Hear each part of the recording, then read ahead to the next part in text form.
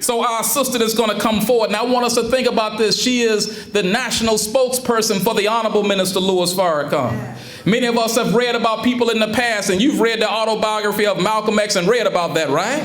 But you know what? He was the national spokesperson for the Most Honorable Elijah Muhammad at a time. Is that right? You've heard and read about the Honorable Minister Louis Farrakhan, who, when the Honorable Elijah Muhammad was amongst us, he was the spokesperson for him. Is that right? So our sister comes in the same line of being the spokesperson of the Honorable Minister Louis Farrakhan, and said another way, the spokesperson, national spokesperson of the Jesus in our midst.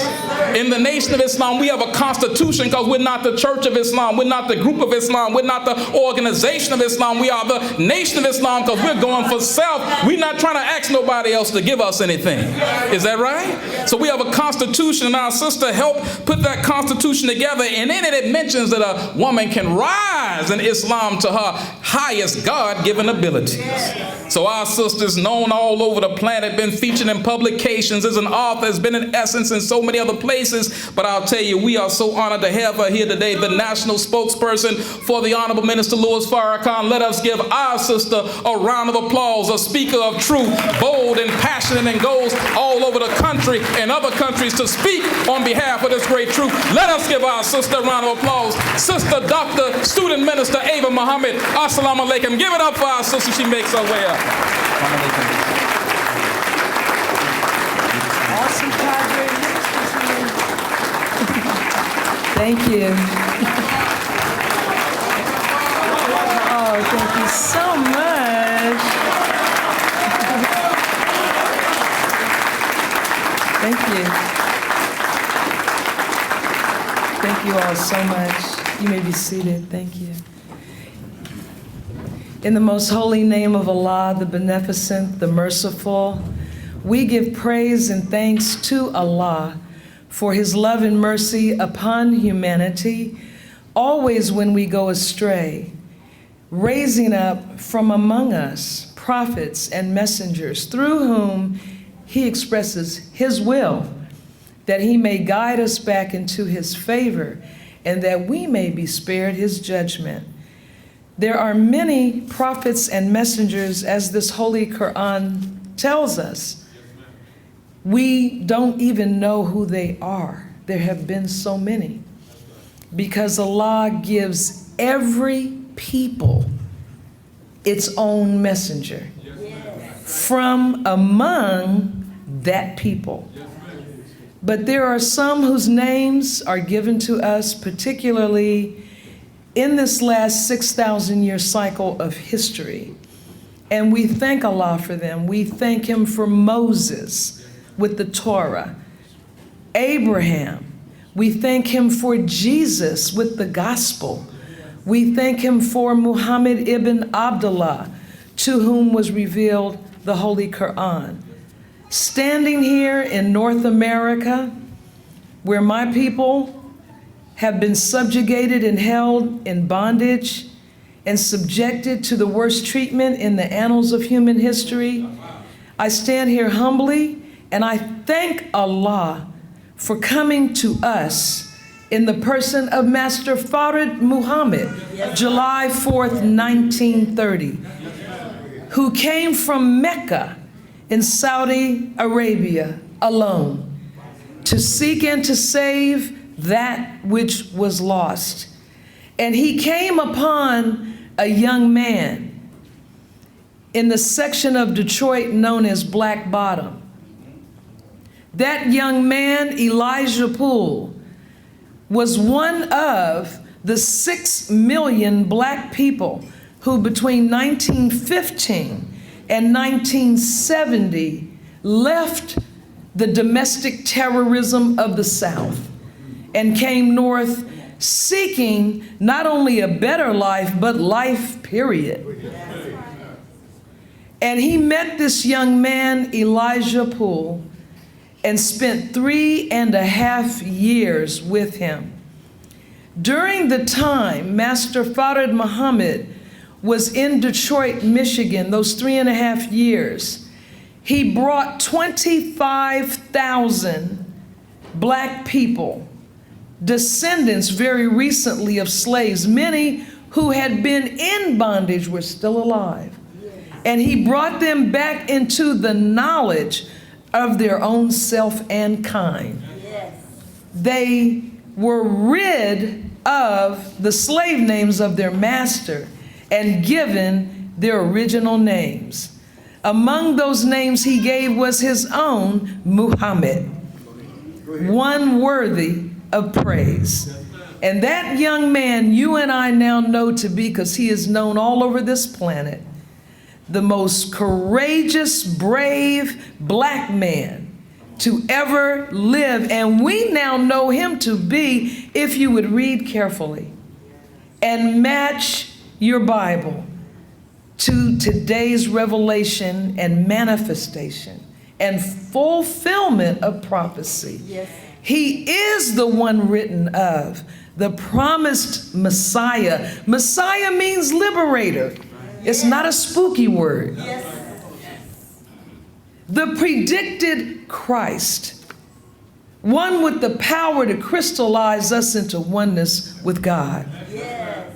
That man, the most honorable Elijah Muhammad, is represented to us today by a man who is a living example of the embodiment of what one can do when one is free, justified, and made equal with man and mankind. We are thankful for the presence in our midst of the Honorable Minister Louis Farrakhan. And as his student and follower, I greet all of my beloved brothers and sisters in the words of peace. Assalamu alaikum. Thank you so much, beloved. It is a great honor for me and my husband, Brother Darius Muhammad, to be back in Charlotte. We always love coming to this area. And on behalf of Minister Farrakhan and the Executive Council, thank you for your work here in the South, representing the true Word of God. And I want to thank each and every visitor and guest who took time from their Sunday to come out and spend it here. And I will not allow willing waste your time. And I promise you not to take up a lot of your time. But I do have some things I would like to share, and I hope they will be of value to you. And as Student Minister Sabir Muhammad, who is such a powerful speaker and such a strong example of that Joshua generation, we have finally, at last, produced a generation which is completely disconnected from the slave master as their God. They have rejected him entirely. Now, why is that important? Because we could never be saved as long as we indulge in the one unforgivable sin. Allah says in the Holy Quran, and Allah says whether you know him as Christ, Jehovah, Lord, everywhere he speaks, he denounces idol worship. Yes. He denounces the practice of taking other gods besides him. Yes. And in the Holy Quran, the one unforgivable sin that we must abandon immediately when knowledge comes to us is the practice of taking gods besides God. Yes. You and I owe submission and complete worship to no one except our Creator. Yes. Even our beloved parents, we owe them honor, we owe them respect, but they are not the source of life. They are the agents through whom we were given life. But Allah says to us in this book, Holy Quran, he raises this question: how can you deny Allah when you were without life and he gave you life? And so to bow down to any man or any kind of a man is to indulge in the unforgivable sin. The white man is not God. He is not the creator. He is a God, however. Ooh, don't leave me, work with me. God just means force and power. God is an attribute of Allah. The term God doesn't even have the capacity to express who Allah is. That's just one of his attributes. How can you say because you have force and power that you're the supreme being? A lion has force and power in his territory. It's an awesome attribute, but it doesn't make you the supreme being. The Honorable Elijah Muhammad stated that of Allah's 99 attributes, they have a theological order. They're not just all over the place. They came in an order. His first attribute is creator. Creator. He desired to be. And so in the triple darkness of space, he willed himself into existence in the cold, dark space from a single atom. And the Honorable Elijah Muhammad teaches us that after that battle, what came out of that darkness was a warrior. Because he had to fight into existence. And that's what you and I are going to have to do today. Brother Sabir said to you and I, on behalf of the youth, they cannot follow those who want to submit to one who is not the creator. Yes. And so with their help, with the help of the Caucasian people, our youth are free. Why do I say with their help? Because they took everything from them. No education, no opportunity, no acceptance. To be 15, 16, 14, 18, you go in a store and you're followed around.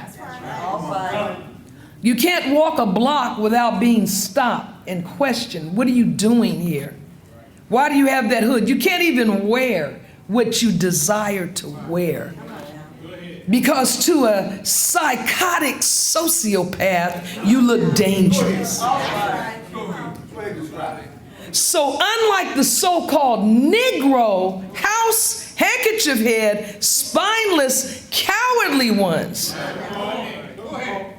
who are willing to sell our lives for a house and a car and a chair next to some white politician. In the Bible, they're called the enchanters. They're the ones that come out and say, go out and vote. We've been voting for 50 years. It was against the law prior to that. We died to get the vote. We put a black man in the Oval Office, which was inconceivable. Now you tell us, what do we get for that? So you keep telling us to vote, but you never show us what we get for the vote, because you're an enchanter. And if you go in the Bible and the Holy Quran, what did Pharaoh promise the enchanters for selling out the children of Israel? Pharaoh promised them nearness to me. That was his promise. So we're at the Democratic Convention and we're in nigger heaven. Because we have nearness to Pharaoh. It can't fly anymore. It's over. It's over. We need to deal with it or die. Because judgment is coming on America, whether we like it or not. I don't remember God taking votes. I don't remember him making committee chairs.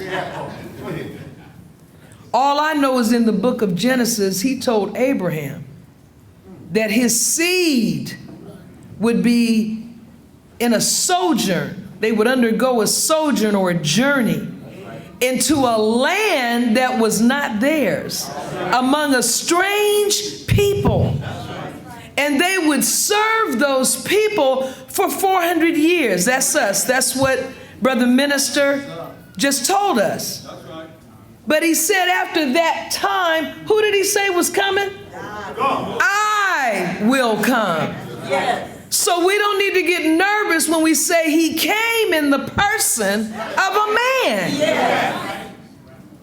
And I will judge that nation which they shall serve, and I will deliver them with great substance.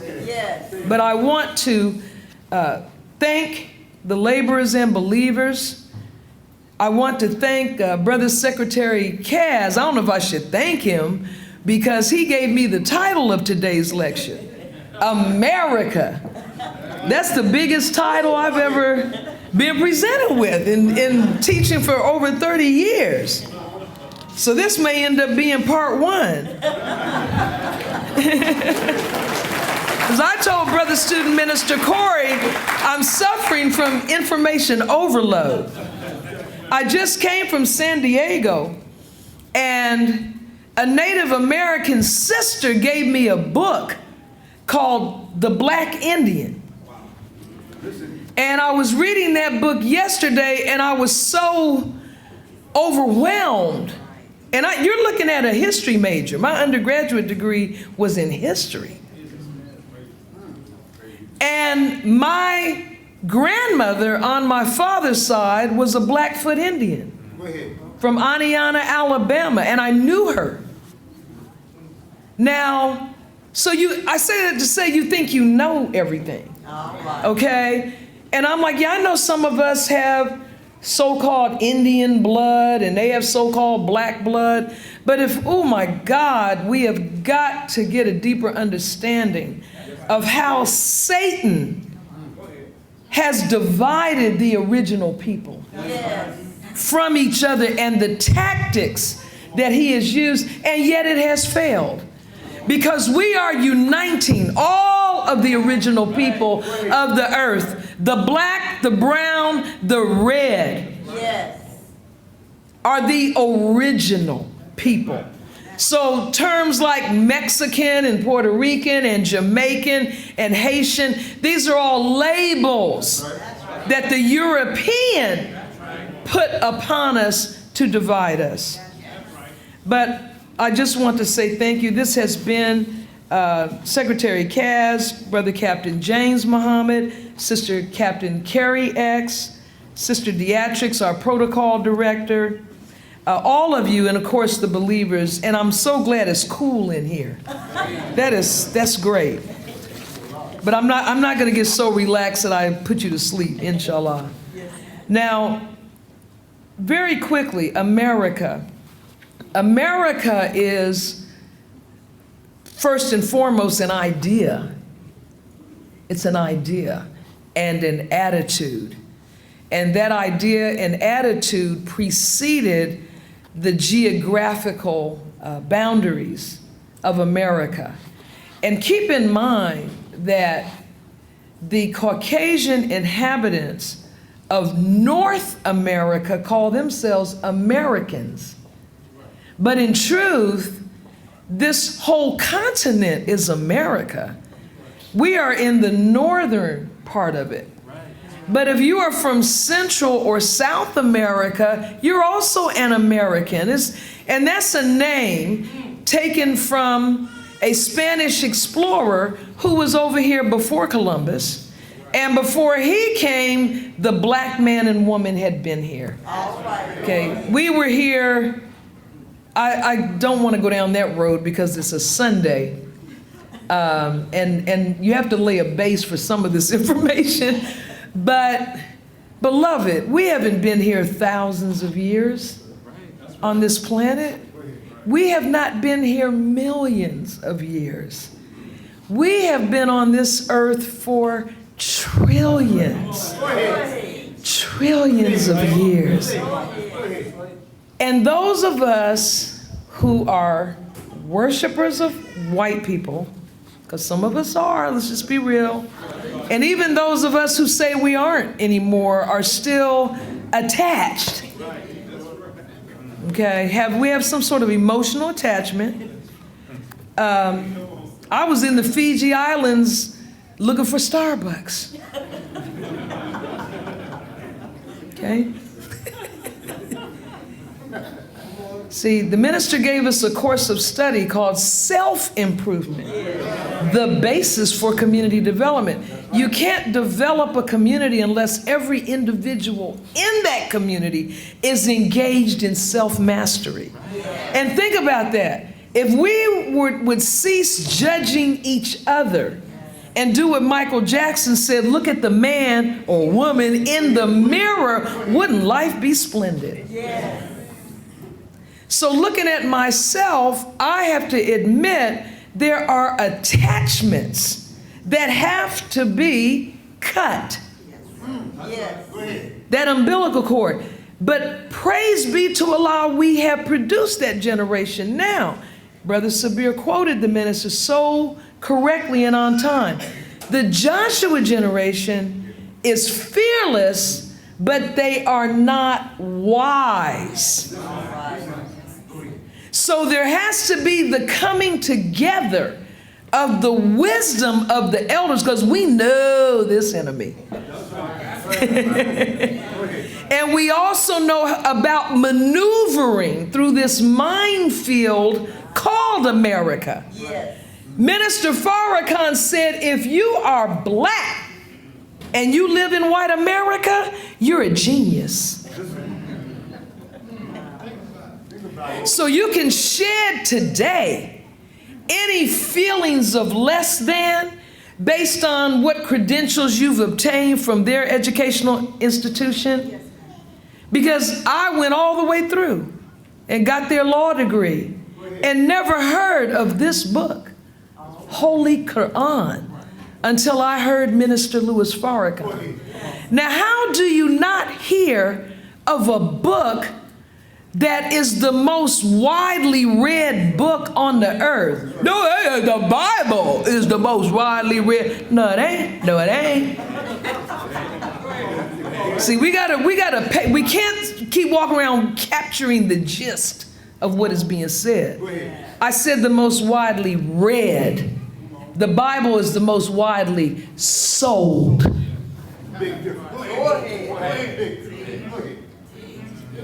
Huge abyss between selling and buying and reading.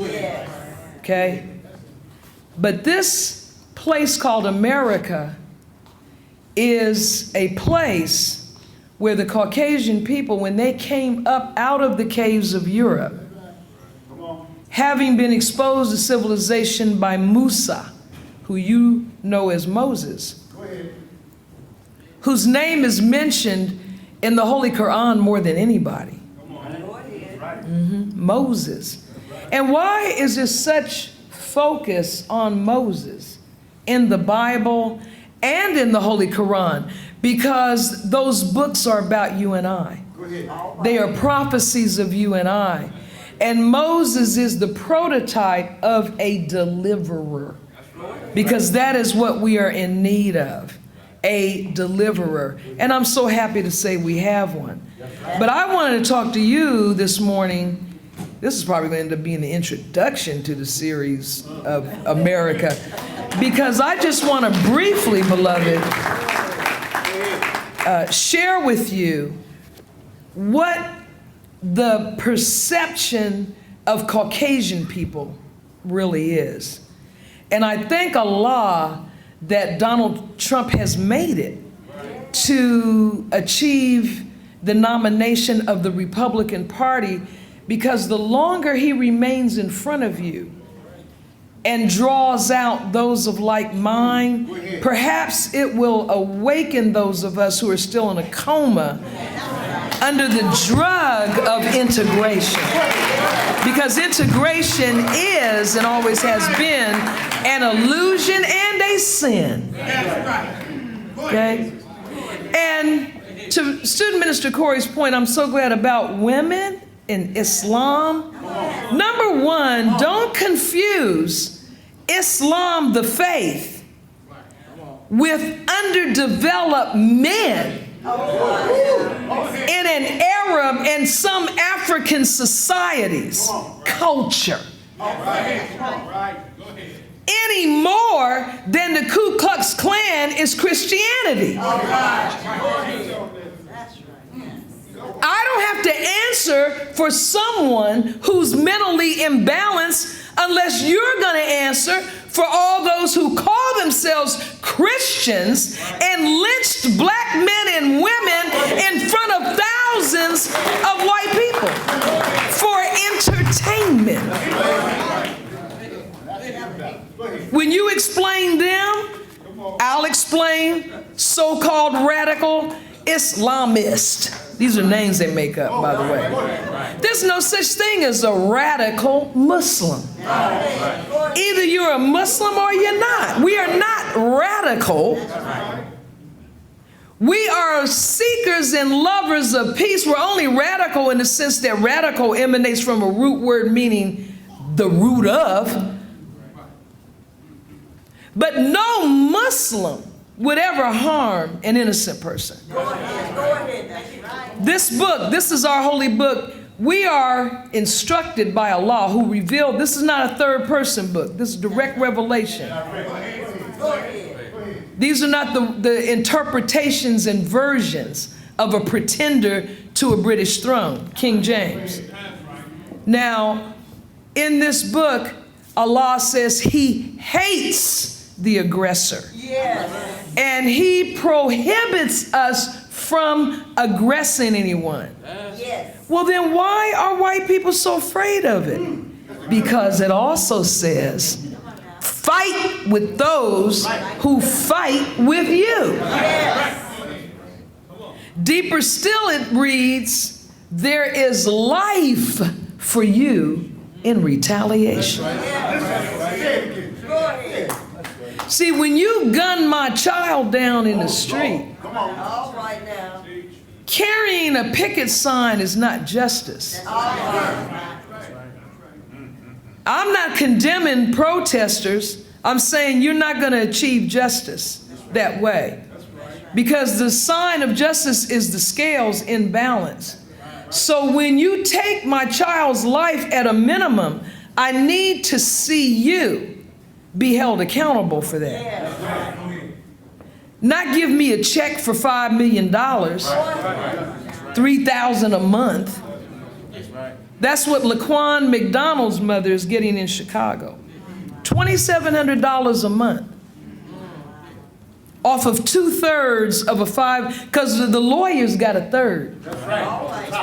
So what was left of $5 million, you can go in the New York Times and see a painting that's $5 million.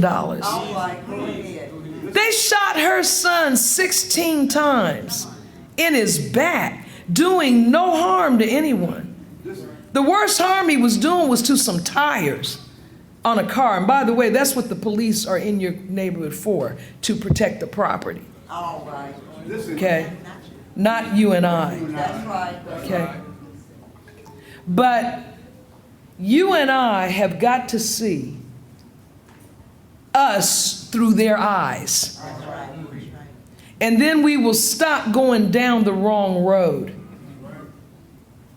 You and I are the only people on earth that a predator or an intruder can come in among us and kill one of us, and we stand by and watch, and they walk away. That's why we're called the lost sheep. Because sheep are the only animal that you can do that to. A wolf can walk right in among a herd of sheep, grab a lamb, and not only kill it, but sit there and eat the lamb. That's our youth, the lambs. Jesus, the Lamb of God. Our babies are being eaten, and our husbands, our wives, our sisters, our daughters, But quickly, the woman. Here's white people saying, oh, in Islamic countries, they don't treat their women right. Oh my God. How stunning the hypocrisy. Yes. When did women get the vote in America? Was it in the 1920s? Go ahead. There have been 9 Muslim nations who have elected a woman president or prime minister of their country. Did you know that? Come on. The United States has yet to have one. And it looks like the one they may have has some serious issues with truth. The first black one was 7.5 years ago. But their idea of mistreatment, because a Muslim couple whose son sacrificed his life in Iraq, it was either Iraq or Afghanistan several years ago, and they spoke at the Democratic Convention to Donald Trump, who is seeking to ban all Muslims from anywhere from coming into the United States for no other reason than that you are a Muslim.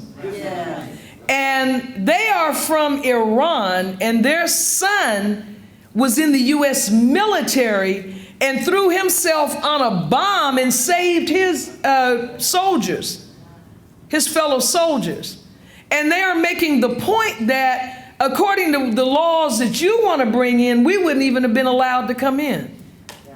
Now, this is similar to what black soldiers have been going through since Crispus Attucks was the first to fall in the American Revolution. We have fought in every one of their wars. But when the husband and wife stood up and the husband spoke harshly and publicly to Donald Trump and said, "What sacrifice have you made? My son gave his life and we gave him for this country." Donald Trump's response has been, why isn't the wife talking? Is it because she can't speak? Let me tell you real quick. A few years ago, my husband and I traveled to Saudi Arabia, to Mecca. Every Muslim is required to perform the pilgrimage, or Umrah. Umrah is when you go at any time of the year you can. Pilgrimage is when all Muslims from around the world come together. Now, my husband and I were traveling to Egypt. We really had planned to just see the pyramids and other sites. And we went to see Minister Farrakhan to get his guidance on the climate at the time. This is in the 90s. And the travel, and you want to go with guidance. And he said to us, well, if you're going to be in Egypt, you're going to be very close to Mecca. So you should just go ahead and go to Mecca and do your Umrah. Well, when we attempted to get our visas to get into Mecca, we had a letter from the Honorable Minister Louis Farrakhan stating that we were Muslims, and they would not recognize that letter. And so my husband said to them, this man is a head of state. They said, well, we love Minister Farrakhan, but we accept him, but he can't send anybody. So my husband said, oh, so you don't recognize the leader of the Nation of Islam as a head of state? Let me tell you something, he told him. The day will come when you will make pilgrimage in the West, which is written. And this book, Holy Quran, condemns those who hinder men's ways from the mosque. Now, you see me standing here talking. You know I'm a student national spokesperson for the minister. I'm a lawyer by profession. All right? But when I am traveling with my husband, who is the authority in our household, and when my husband steps up and takes the point like a black man is supposed to take, I don't need to talk. It's not that I can't. Why should I? I don't have to.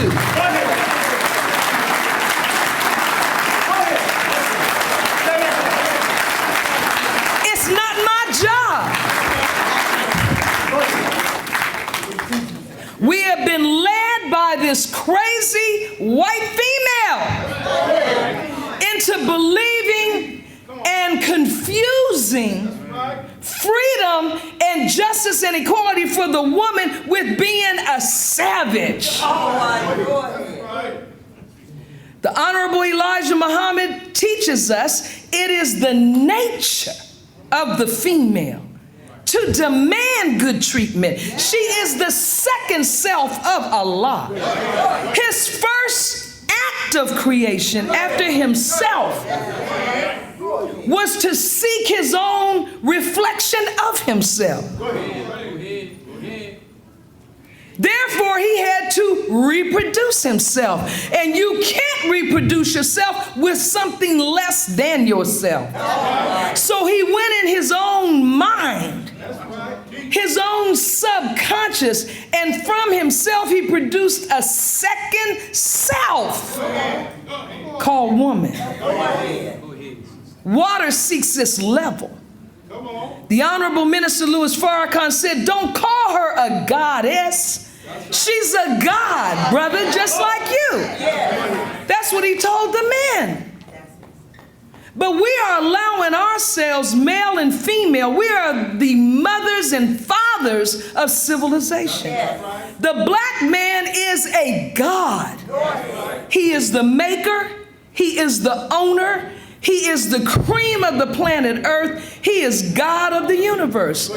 And one of the first requirements he must meet to hold that position is to protect, provide for, and respect and demand respect from all others for his woman. The Honorable Elijah Muhammad said to the black man, in message to the black man, brother, I don't care what degrees you have. I don't care how much money you have. The whole world will make mockery of you if you do not respect your woman. Why? She is the vessel through which you reproduce yourself. She is your immortality. She is the means by which you exert your territorial rights, and your territorial rights are the entire universe. You can't do that with the female of a made man. The white man is not original. He is made. He is not from the mind of the Creator.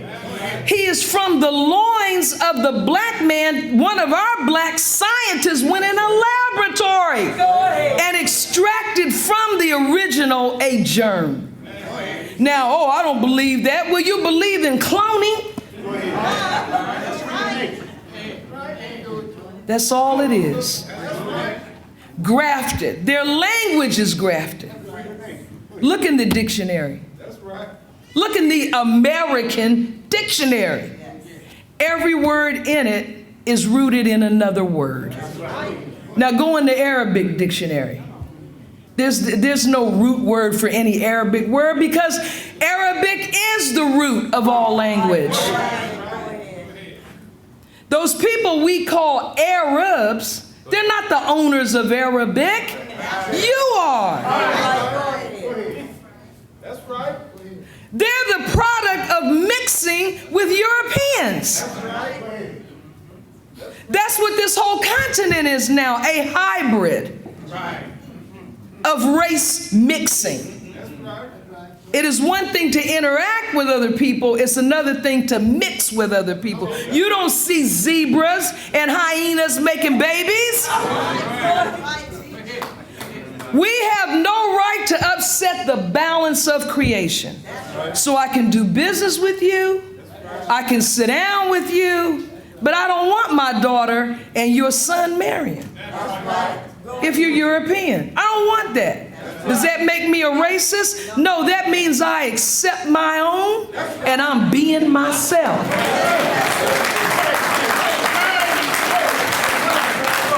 That's all it means. Now, Thomas Jefferson, one of the greatest of the founding fathers, because we say the Honorable Elijah Muhammad is a hater. Farrakhan, he's a hater. They hate white people because they want to separate. Because I don't want to live next to you and you're beating me to death. So I'm a hater. Okay. But since we love what they say and take what they say as truth, let's hear what Thomas Jefferson has to say about separation. These are his notes from, and you can go to the University of Chicago Library and go to their website. Just pull this up, Google it. It's chapter 15 of a very lengthy writing. Jefferson was a prolific writer. He was also a statutory rapist. How many white people you know named Jefferson?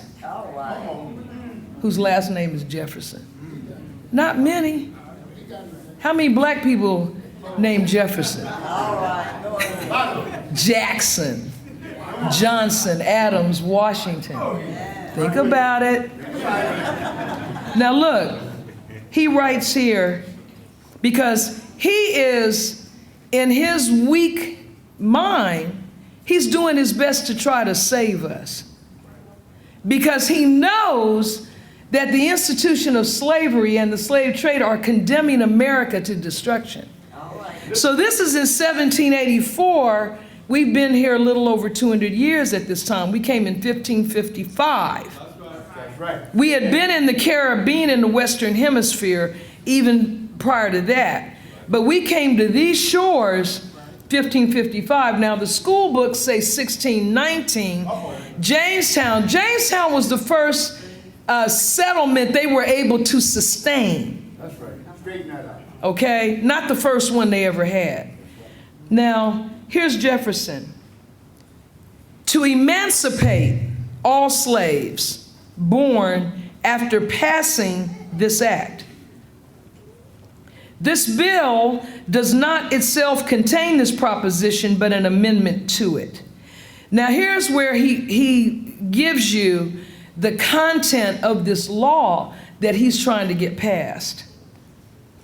He says they should continue to their parents to a certain age, then be brought up at the public expense to tillage, which is agriculture, arts or sciences according to their geniuses, till the females are 18 and the males 21 years of age, when they should be colonized to such place as the circumstances of the time should render most proper, sending them out, he's talking about the slave population, with arms, implements of household, handicraft arts, seeds, pairs of useful domestic animals, and declare them a free and independent people, and extend to them our alliance and protection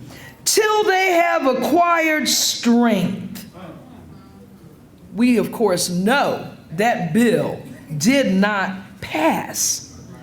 He writes here, and if someone could get me the final call, please, I want to read number 4 of the Muslim program. Because there are those of our people that think something's wrong with the Honorable Elijah Muhammad, thank you, sir, for the Muslim program. Now, this is Jefferson in 1784. Now, look at this. He says, some will ask, well, why not just retain and incorporate the blacks into the state and save the expense of supplying, now listen at this, supplying by importation of white settlers the vacancies they'll leave. So the plan was to bring in as many white people as black people are being sent out. Now, look at this. Here's Jefferson answering the opponents who, why are we going to spend all this money? Giving black people and giving them arms and food. Now, we put in 200 years by now.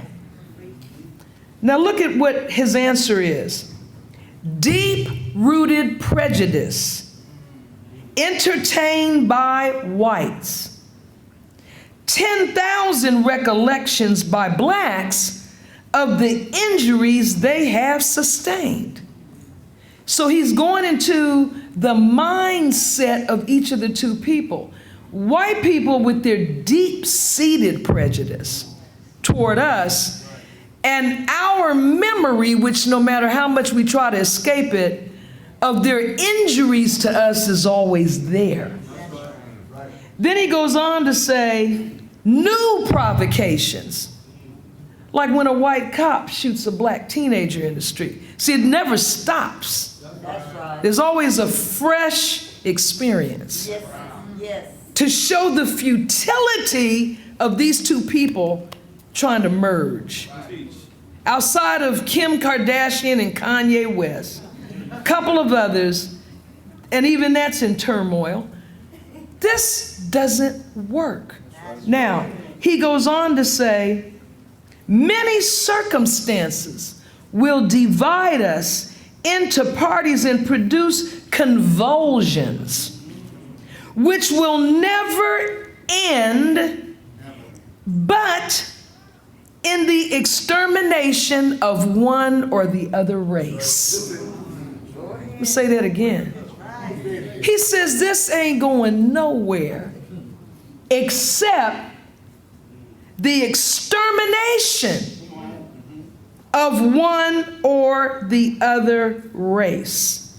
And I'm not even going to, we don't even have time, but I don't even feel like the psychological effects, because it enrages me.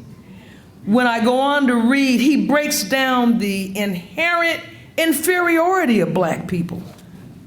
He talks about black people having a disagreeable odor. Okay, we're picking cotton and tobacco all day without a bar of soap. You're bathing and your smell makes us want to barf. All right, what is your excuse? This is natural to you.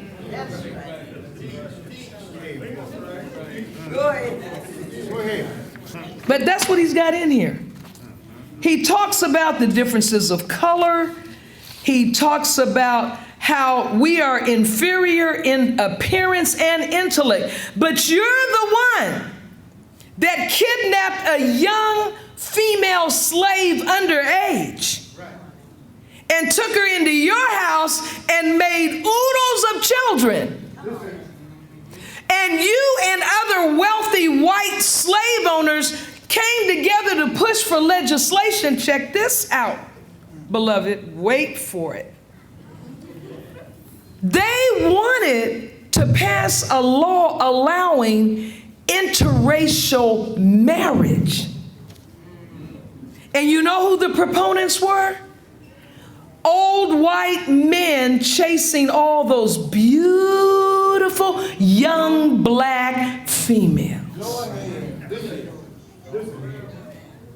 And we want to let them make us believe that the white man, that the black man, first of all, wants a white woman. Not in his right mind, he doesn't. Let me tell you, the white man is the one lusting after the black woman, and the white woman is lusting after the black male. She throws herself at him.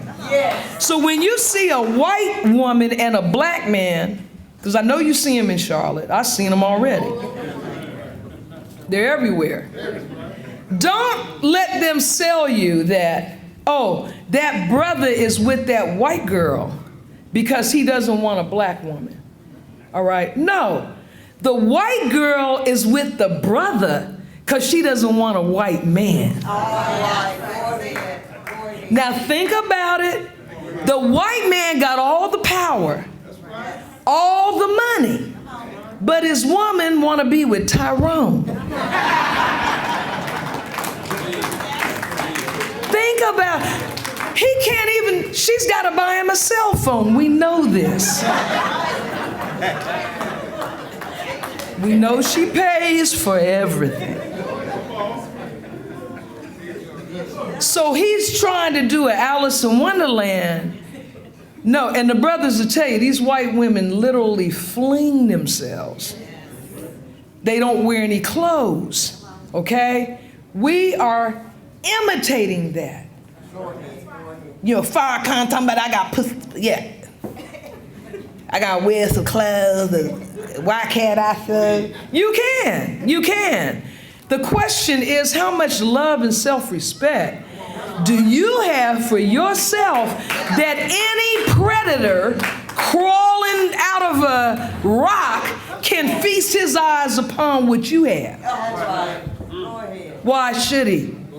Why am I sitting up in an architectural firm discussing building plans and my breasts in the man's face? You tell me what, you explain that to me. I don't have to explain to you why I have clothes on. Civilized people wear clothes.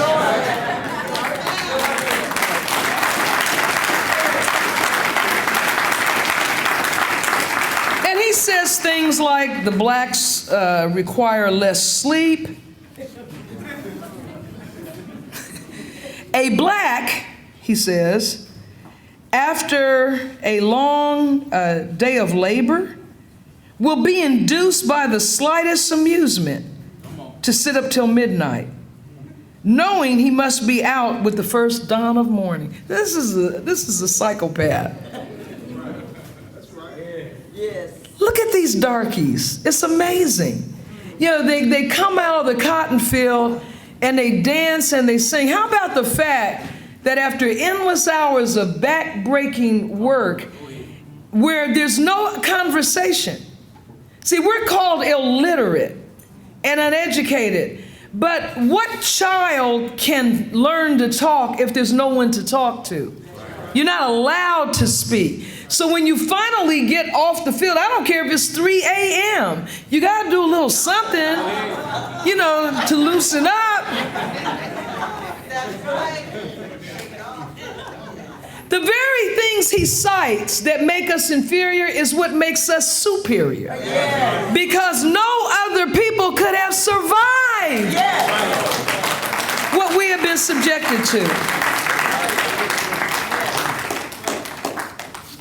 And that, beloved, is the current mindset of white America. You can't show me a point in history where they turned away from that. That's the point.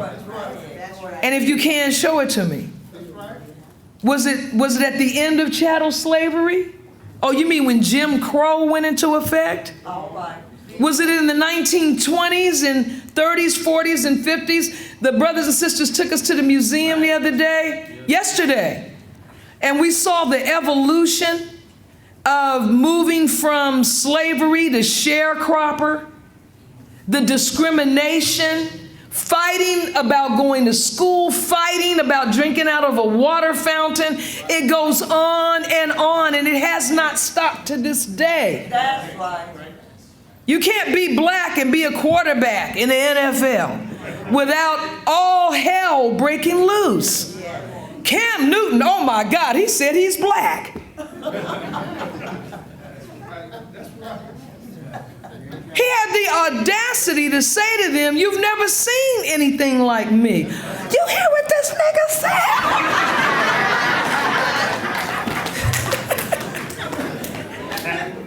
And what makes it so appalling is not that he said it, but that it's true. You haven't seen anything like Cam.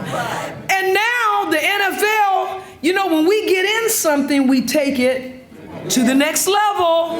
So now you got Russell Wilson, you got Cam Newton, you got the brother down in Florida. Now is the era of the black quarterback. So we're moving into a time when you will not win a championship. All right now. Now this is a nightmare to them because the quarterback is the intellect. He's the center of the team. This can't be. The U.S. gymnastic women's team. Once Gabrielle got up in there, it was over, lights out. Now you got this little girl, Simone, who can jump up higher than this building and flow through the air and come down, as they say, a perfect landing. Yeah, none of these stumbles. Then right behind them is the Latino sister. So 3 of the 5 members of the U.S. Olympic team this year in Brazil, 2 sisters and a Latino. And when they called them out, the 2 little white girls that made it, they were like, oh, thank you. Oh, God. Oh, my God, I've been working on this since I was in the womb. And then these Negroes, it's like they just fly. Because we're God's, that's why. All praise is due to Allah.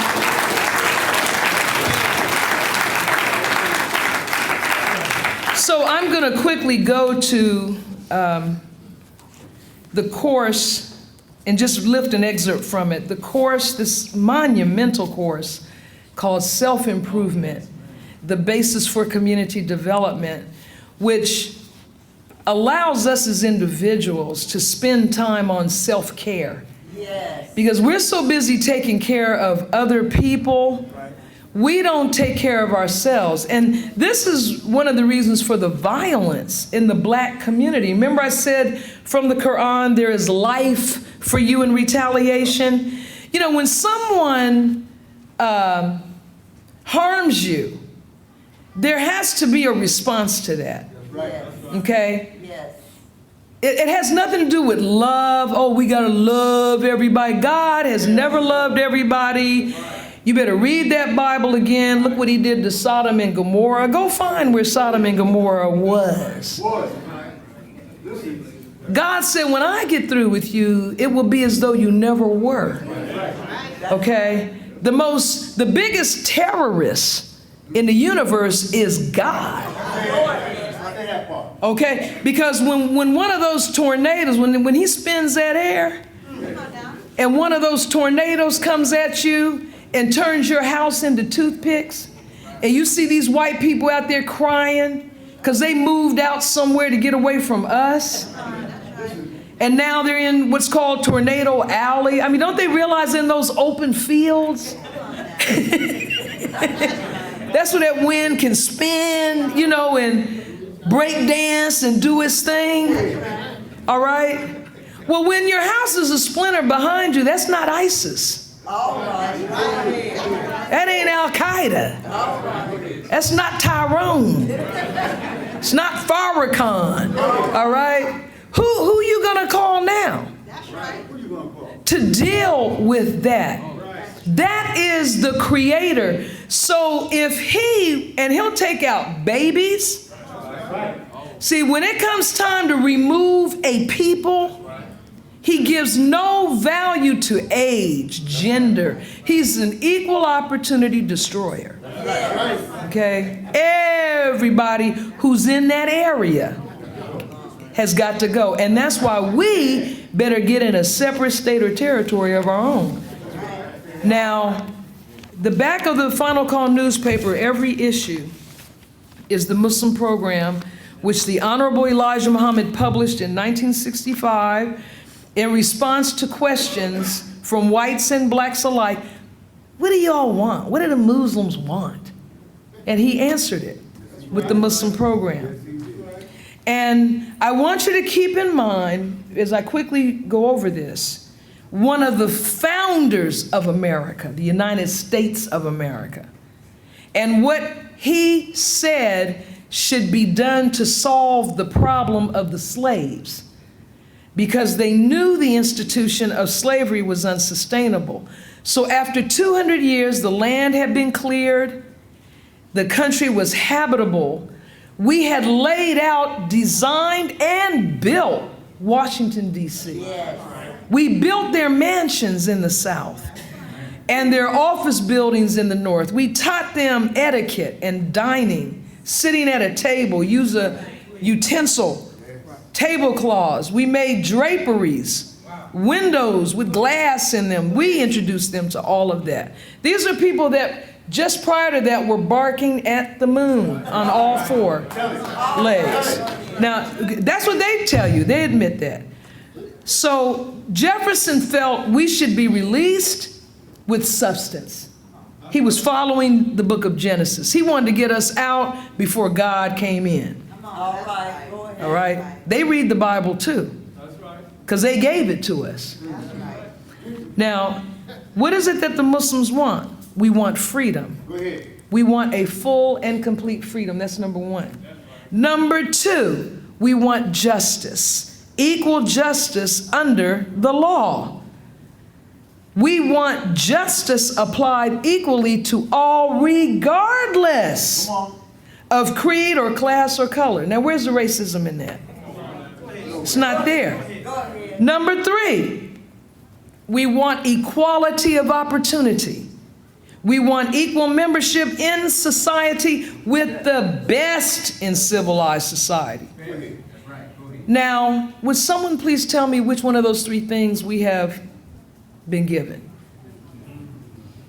Okay.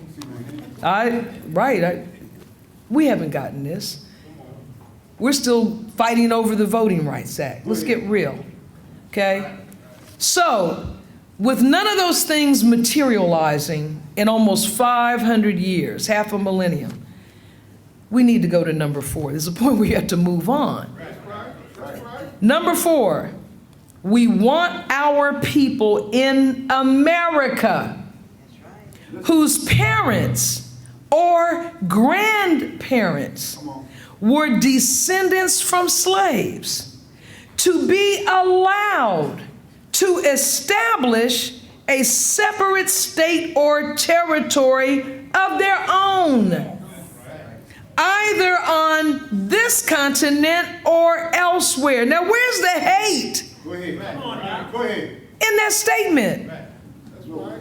When a married couple is throwing stuff at each other, throwing knives, cussing, breaking dishes, the suitable answer is for somebody to leave. That's right.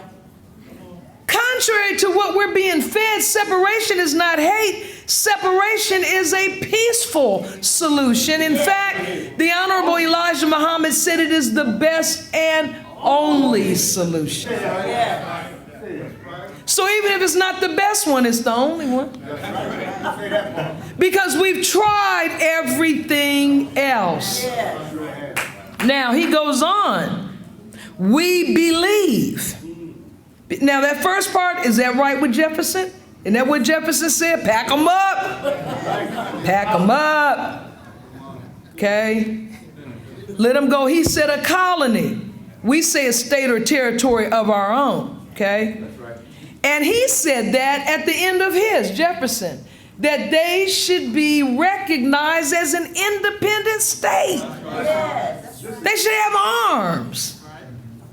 Now, the Honorable Elijah Muhammad goes on. We believe that our former slave masters are obligated to provide such land, and that the area must be fertile and minerally rich. We believe that our former slave masters are obligated to maintain and supply our needs in this separate territory for the next 20 to 25 years until we are able to produce and supply our own needs. What's wrong with that? What did we get in 1865?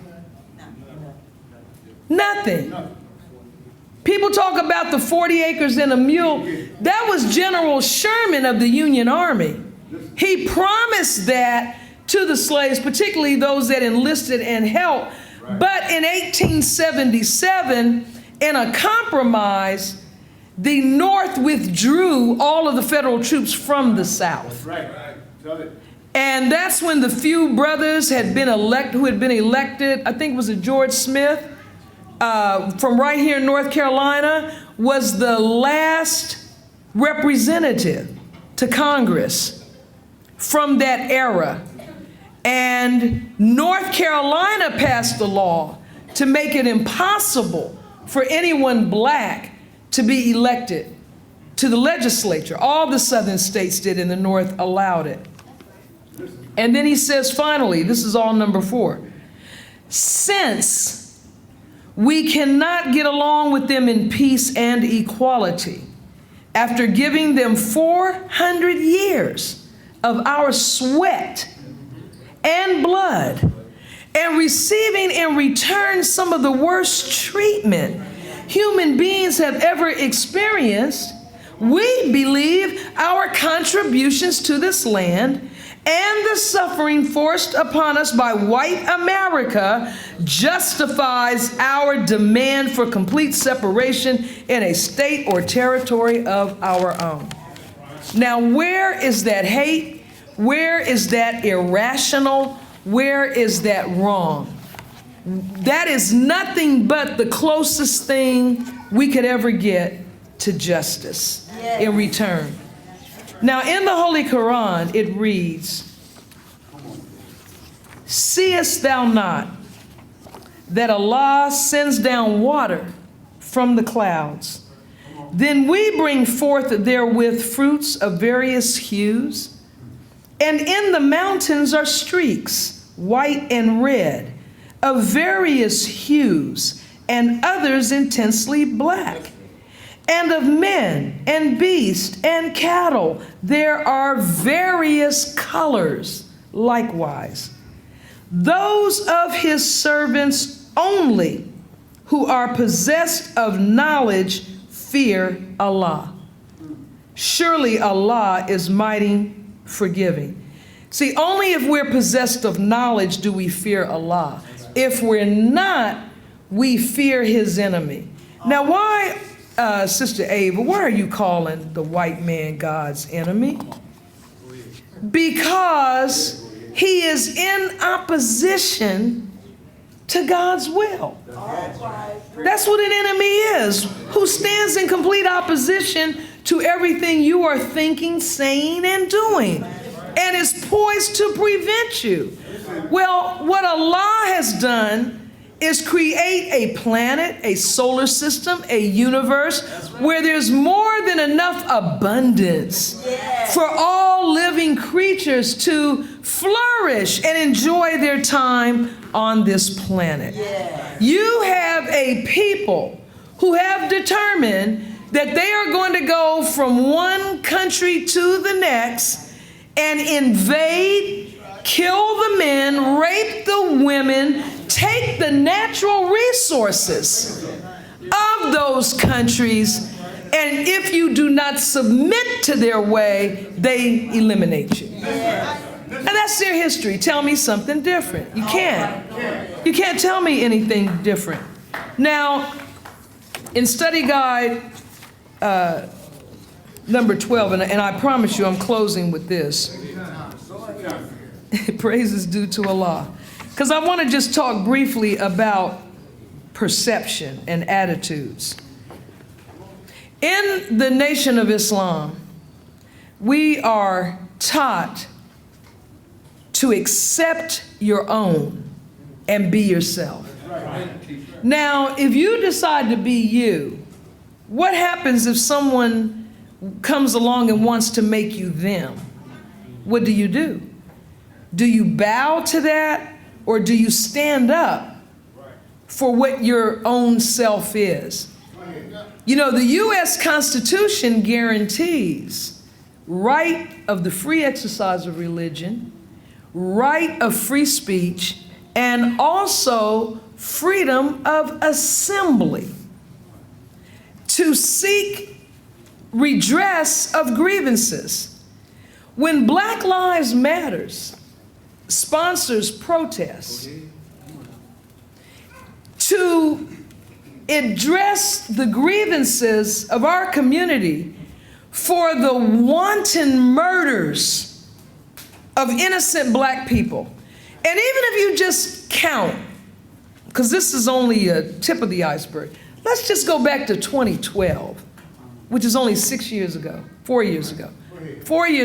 to Trayvon Martin, 17 years old, high school, halftime of a game, going to a convenience store to get some Skittles. He's in his father's house, okay?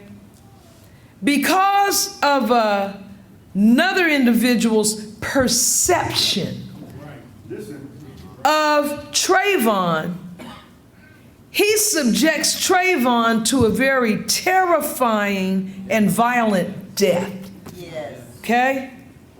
Now, Trayvon's crime was being black and male. All right, go ahead. That's it, there is no more. Okay? And we can, and young. And even when we run through the list, let's look at Eric Garner in New York.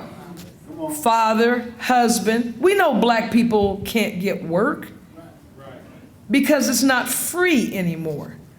Donald Trump thinks $15 an hour is too much money to pay an individual. And many white people who are on welfare themselves agree with him. All right? So Eric Garner, being a black man who's a man, okay, does what he can to supply for his family. So he's on the sidewalk. Everybody knows him.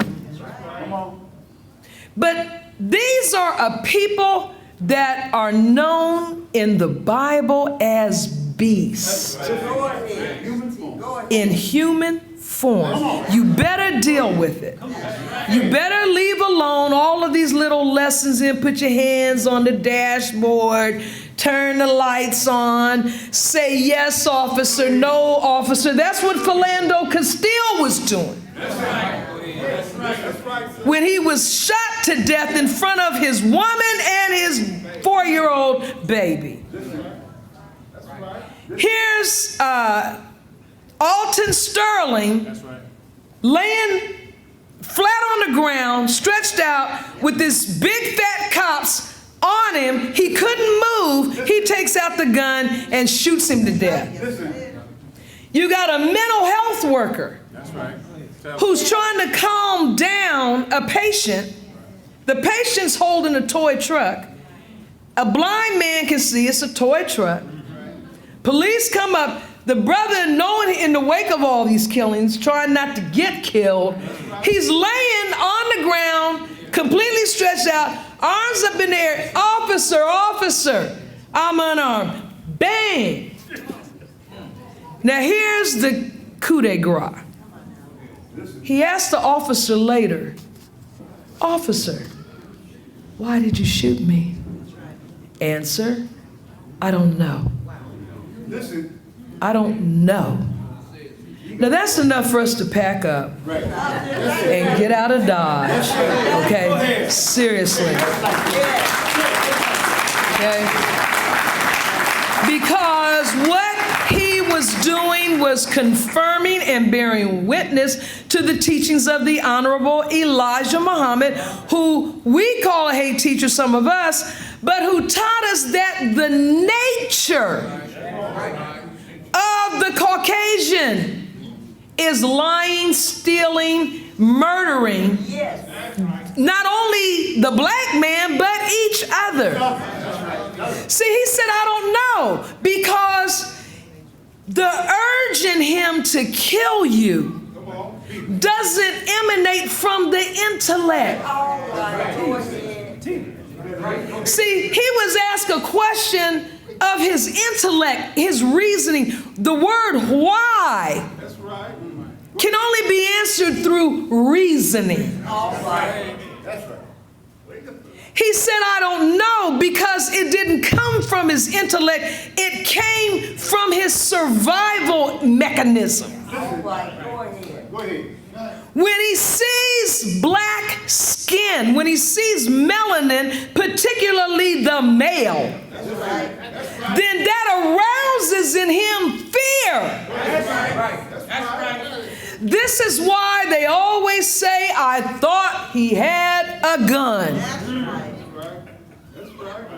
Now, our late beloved sister, who I was so blessed to have her on my radio show, Dr. Frances Cress Welsing. All praise is due to Allah. Brilliant, bold black woman. She identified it through their science of psychiatry, the condition that these people suffer from. And they're born with it. It's genetic. It is called fear of genetic annihilation. Okay? Why does he think you black men are armed? It's not the gun he's seeing. It is your reproductive power. That's right. It is your natural position as the possessor of the seed from which all life comes. So that if you get with his woman, you're going to subsume him. Now, somebody called in, sisters, to my show while Dr. Wesleyan was on there. And they said, well, Dr. Wesleyan, I'm following you, I think, but can you give me an example of genetic annihilation? You said white people fear that. I think I know what you're saying, but I'm not sure. She said, I'm going to give you a real clear illustration of genetic annihilation. She said, Barack Obama is genetic annihilation.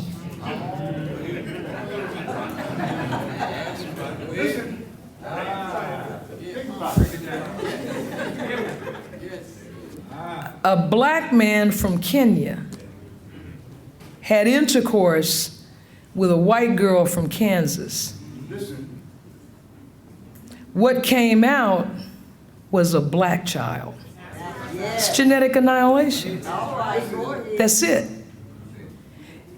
The reason the Caucasian people, the male in particular, had such a vehement reaction to President Obama's election, let me tell you, they wouldn't have acted like that if it was Colin Powell. I'm gonna tell you, they wouldn't. They wouldn't like it. But Barack Hussein Obama sent them over the edge of sanity for many reasons. Number one, he is genetic annihilation. He's what you get when black mixes with white. You get black. That's what you get. Secondly, no matter how sweet, nice, kind, can't we all get along? He is. Somewhere in him, the most important decision, brother, you ever make in your life is your selection of a mate. That's right. Go ahead. More important than a house, car, where you gonna live, what team you gonna root for, none of that matters. Who you select, mate selection. I'm not a Muslim. I'm not a threat to y'all. He married a black woman from the south side of Chicago. All right. Go ahead. Genuine, thoroughbred, 100% black woman. He doesn't have the slave experience, but Michelle does. And on top of that, she's black, she's gorgeous, she's a lawyer, and had she not been by his side, he never would have survived this experience. But every night he went home to Michelle. And some nights she wrapped her arms around him, and other nights she cussed him out. But at all times, she had his back. And they know it, and we know it. That's not, and then they have these little black children. I used to love seeing them get off Air Force One. And they would have that little black child hair.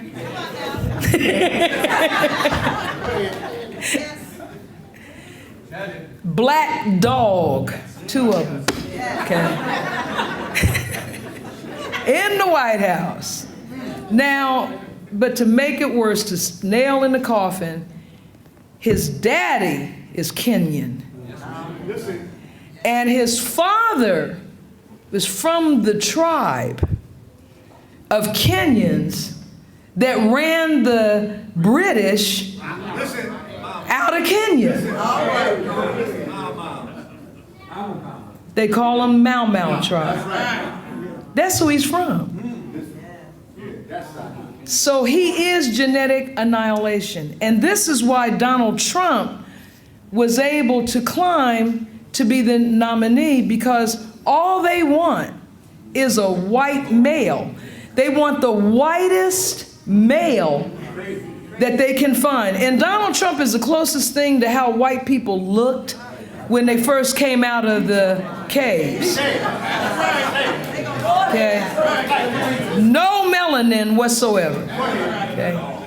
And that's why he looks like he does. His hair is like an orangutan, and that white around his eyes, that's the goggles you put on when you go in the tanning machine. And he comes out red. He's incapable of acquiring color. So here's Minister Farrakhan's words. This is the Quran first leading into it. Nay, we hurl truth against falsehood, so it knocks out its brains, and lo, it vanishes. By changing laws, he writes, we do not affect conditions, because changing a law does not change attitudes or systems of belief. Pharaoh feared that Moses would change the religion, which means he feared the drastic altering of the belief system which the world was built upon. Stop. This is why they fear Islam. Not Islam for terrorism, because they're the biggest terrorists on earth.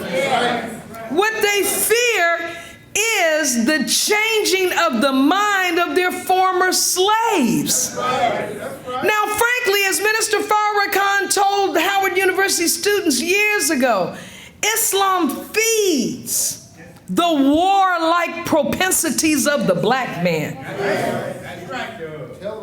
It's not the nature of the black man to lie down and take crap off nobody.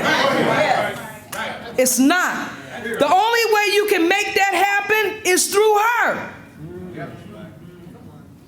You kidnap her, you rape her, you plant your seed in her womb. And you have those babies nurse her fear of her captor from her breast. And after 3 generations, you no longer have a black people, you have a hybrid people called the so-called Negro. That is why we engage in the most unnatural kind of behavior. How on God's earth do you let a white boy come up in a Bible study in church, gun down 9 people, and you in court talking about we forgive? First of all, to get forgiveness, you need to be sorry. What are you talking about? I am not teaching my children, my husband and I are not teaching our grandson to forgive.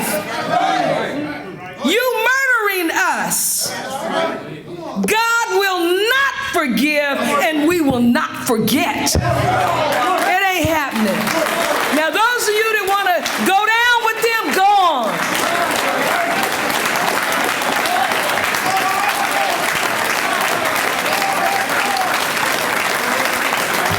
I'm done. I'm done.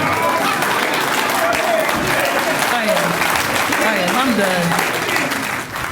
In the